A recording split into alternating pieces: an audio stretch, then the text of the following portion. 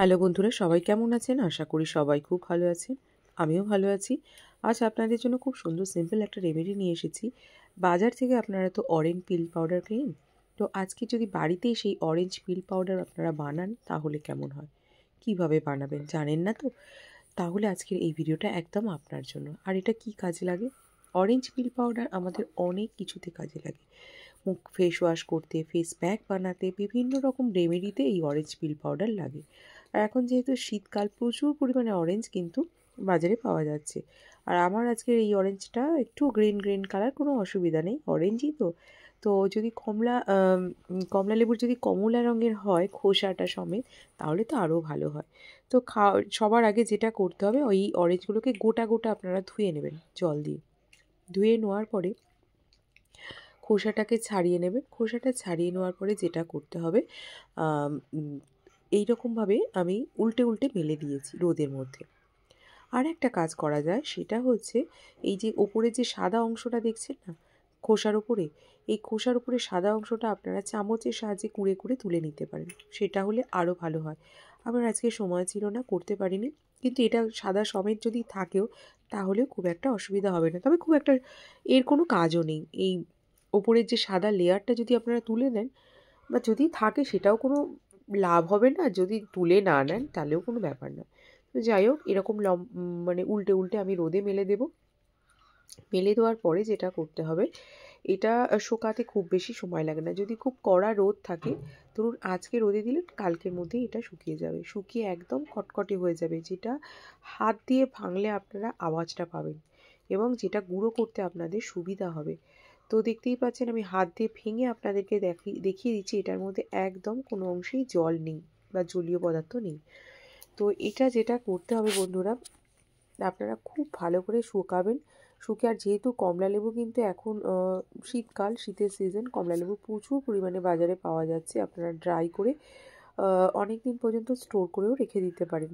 এবার দেখুন, একটা মিক্সির বাটি নিয়েছি, এই বাটিতে যেন কোনো রকম জল না থাকে, তাহলে কিন্তু এটা নষ্ট হয়ে যাওয়ার সম্ভাবনা থাকে। তো দেখুন, এই যে শুকনো হয়ে গেছে পুরোপুরি, এই কমলালেবুর খোসাটা আমি যতটা পারবো হাত দিয়ে ভেঙে নিচ্ছি। কেন হাত দিয়ে ভেঙে নিচ্ছি সেটাও বলছি। যদি বড় বড় খোসা হয় না, আর সেটা খুব শুকনো হয়ে গেছে, যখন মিক্সি চালাতে গেলে কিন্তু খুব জোরে একটা ধাক্কা দেয় মিক্সির বাটিতে, সেক্ষেত্রে একটু অসুবিধা হতে পারে। সেই জন্য চেষ্টা করবেন যতটা পরিমাণ ছোট ছোট করে ভেঙে নেওয়া, পিসেস করে, তাহলে কিন্তু আপনাদের সুবিধা হবে গুঁড়ো করতে। আর এই যে দেখতেই পাচ্ছেন আমি গুঁড়ো করার জন্য ভেঙে ভেঙে এর মধ্যে নিয়ে নিচ্ছি। এটা কি কাজে লাগে, কেনই বা গুঁড়ো করবেন? আপনারা তো বাড়িতে অনেক নামি দামি ফেস ওয়াশ ব্যবহার করেন।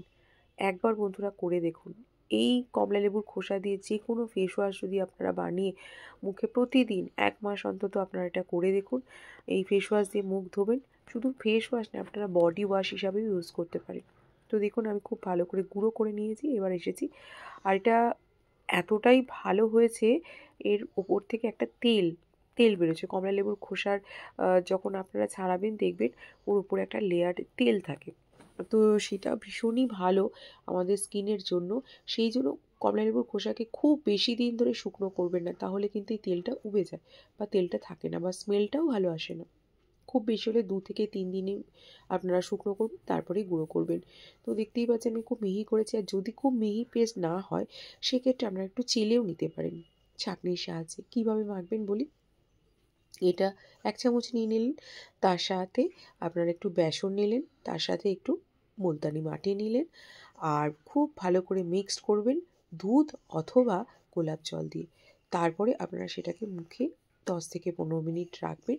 রেখে ভালো করে হালকা হাতে রাফ করে নেবেন। রাফ করে নিলেই আপনাদের দেখতে পাবেন মুখের থেকে যত রকমের কালো নোংরা ডার্টস আছে সেগুলো সব বেরিয়ে যাচ্ছে। ব্ল্যাক হেডস, হোয়াইট হেডস যেগুলো থাকে। তাছাড়াও আপনারা এটা দিয়ে কোনো ফেস প্যাকও বানাতে পারেন। ফেস প্যাক কীভাবে বানাবেন আমি আগের ভিডিওয়ে দেখিয়েছি।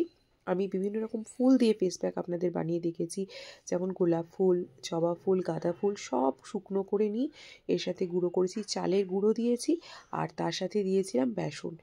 আর হলুদ, কাঁচা হলুদ সব দিয়ে ভালো করে মিক্স করে আমি কৌটোতে করে তুলে রেখে দিয়েছি। ওটাই আমার ফেস ওয়াশ। আমি প্রতিদিন এইভাবেই ইউজ করি। আর আপনারা এরকম ডিরেক্ট ফেস ওয়াশ বানিয়েও রেখে দিতে পারেন, বা কমলালেবুর খোসা কোনো কাঁচের কন্টেনারে তুলে রাখবেন, তাহলে অনেক দিন পর্যন্ত স্টোর করেও রাখতে পারবেন। এবার বলি কীভাবে বানাবেন, কীভাবে মাখবেন, সবটাই বললাম। কারা কারা মাখতে পারবেন, ছেলে মেয়ে ছোট বড় বাচ্চারাও এটা মাখতে পারে, কারণ এটা ভীষণ ভালো স্কিনের জন্য। একবার করে দেখুন, 2-3 মাস পরে নিজেরাই রেজাল্ট দেখতে পাবেন।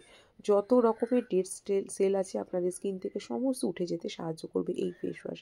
তাহলে এখানেই শেষ করছি। কেমন হয়েছে অবশ্যই জানাবেন। সবাই খুব ভালো থাকুন, সুস্থ থাকুন, সাবধানে।